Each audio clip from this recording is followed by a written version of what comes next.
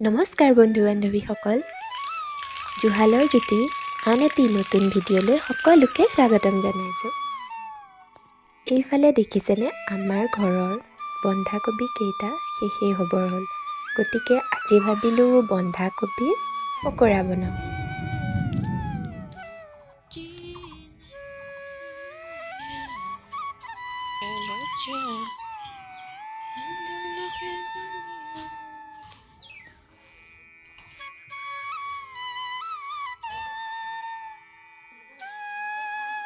এইফালে দেখিছেনে, মই কলডিল এটাও লৈ লৈছোঁ।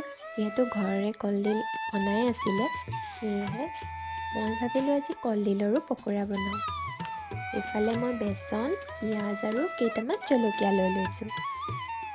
আহকচোন মইনো আজি কেনেকৈ এই দুবিধ পকৰা বনাওঁ, ভিডিঅ'টো শেষলৈকে চাই যাব।